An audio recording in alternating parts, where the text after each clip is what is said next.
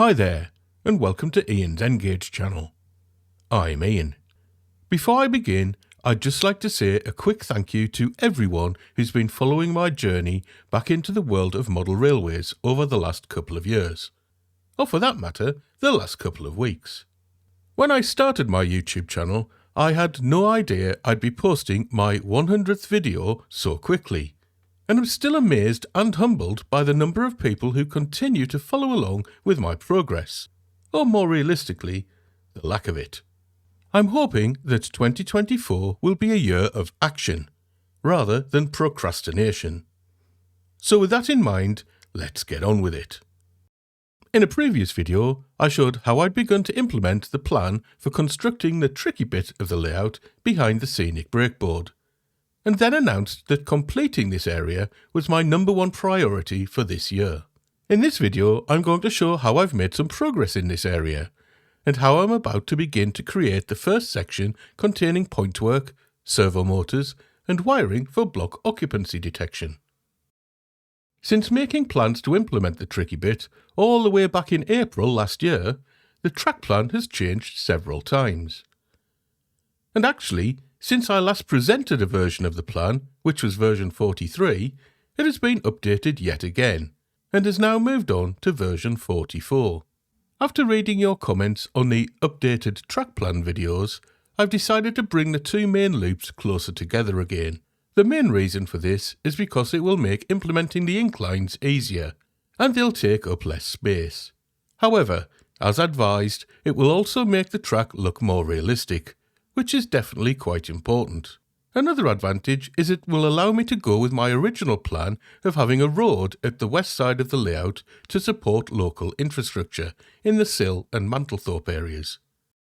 As usual, to get things moving, the first job was to print out the track plan in the area of the tricky bit. As many of you know, I use Rail Modeler Pro to design my track plans, and it has an excellent feature that allows you to print out the track plan to the actual size. Here I've printed the plan with the centerline included to aid me in transferring the plan to the cork later.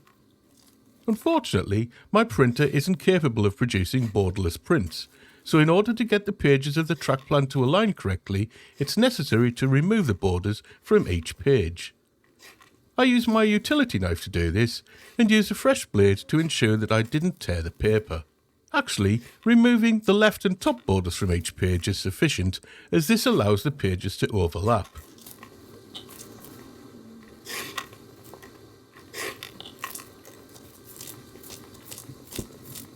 Next, I decided to trim off the majority of the plan that wouldn't appear behind the scenic breakboard.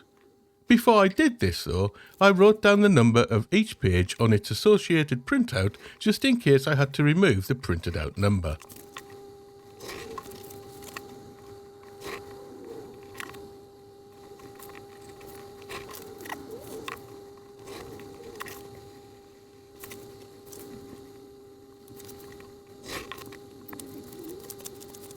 Once each page has been trimmed, I could join them all together.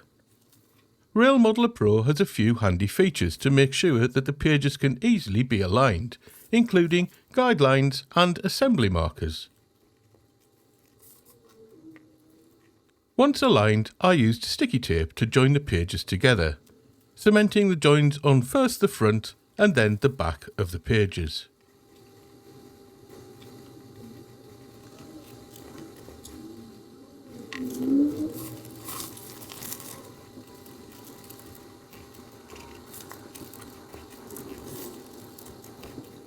I was going to be constructing the tricky bit on sections of XPS foam away from the layout, and I'd already cut these, laid cork onto them, and painted them, as can be seen in part 1 of these progress videos.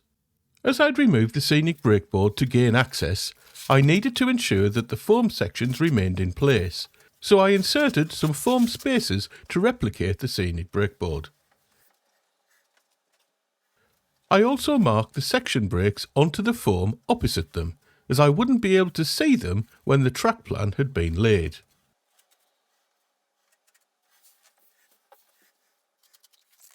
I then started positioning the plan in the first section, in the northwest corner of the layout. Next, I spread the track plan all over the sections, making sure I got the plan as square against the back wall as possible. I fixed the plan to the cork-covered foam using push pins as I progressed. As the tricky bit was very narrow, I was a little bit concerned about getting the plan positioned as accurately as possible.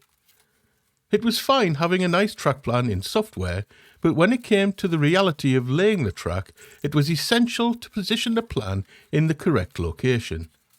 There needed to be space to position the 3 lanes of track, plus space for the point motor enclosure boxes without having anything fouling the gap for the scenic brakeboard. The lane that ran closest to the scenic brakeboard also needed to be far enough away from it so that trains could run past it. To complicate matters, it was also vital that the track be positioned as closely to the plan as possible, as it would determine where the curves would start for the outer loop, which would come perilously close to the front edge of the baseboard if it was positioned incorrectly. Once the plan was secure and I was happy with where everything was positioned, I used my craft knife to cut through the section breaks where I'd previously marked the foam. I used a wide ruler as a guide and tried to get it as perpendicular to the back wall as possible to make sure that the section breaks were straight. This left me with the separate sections of foam, all with their own little track plan attached.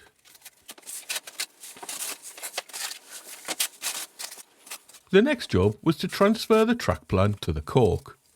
Previously, I'd done this sort of thing by poking a pin through the centre line of the track into the foam baseboard, then joining up the dots made by the pinholes using a magic marker. However, this wouldn't work on the dark coloured surface of the cork, as once made, the pinholes were pretty much invisible. So, a different strategy was required. What I decided to do in the end was use a bradawl to pierce the track plan, which left a larger mark in the dark coloured cork.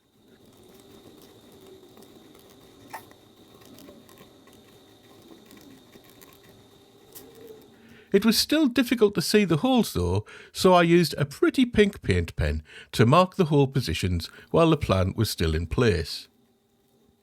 Now, for those wondering, I chose pink because I didn't think I'd be needing that particular colour for anything else, not because I was entering the Barbie phase of my life. Anyway, I marked around each of the holes more thoroughly as I worked along the lines and removed the push pins to reveal more of the holes as I went along.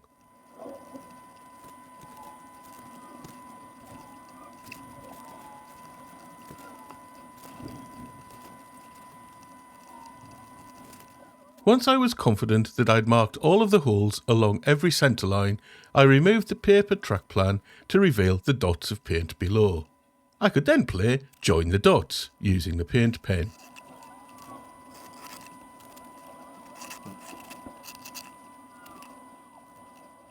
Here I've been working on the first section that I'll lay track onto, which is actually the 4th section of the tricky bit. Once I had the track centres marked, I lined up the points with the lines and marked where the point tie bars were located, and also the position of the frog polarity wires.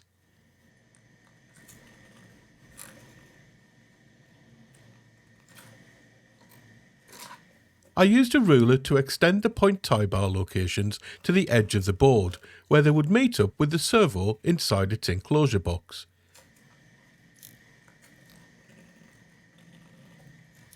Next, I drilled the holes for all of the dropper wires.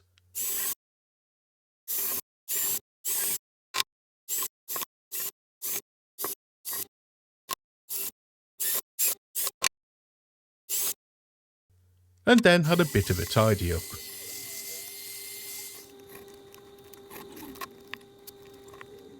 The next job was to cut channels into the cork that would hold the point rodding. This turned out to be a little trickier than I'd initially thought, as the cork had been stuck down rather well. However, I persevered and eventually got the channels cut out.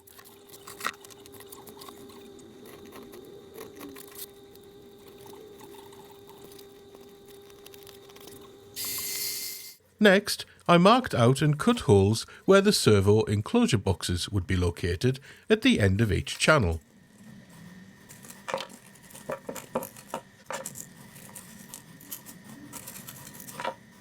I've previously found that using chisels to perform the cutting is by far and away the best way to do this, although it can leave the holes looking a little rough and ready. A bit of filing can be done to help tidy things up, although the enclosure boxes will probably need a bit of padding added once glued in place.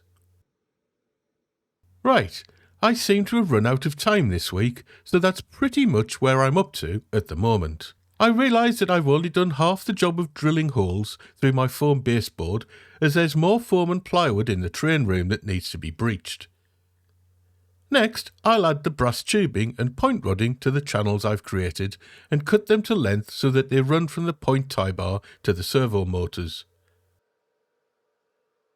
Dropper wires then need to be soldered to the track, and the frog polarity wire will need to be extended to give me the option of using it in the future.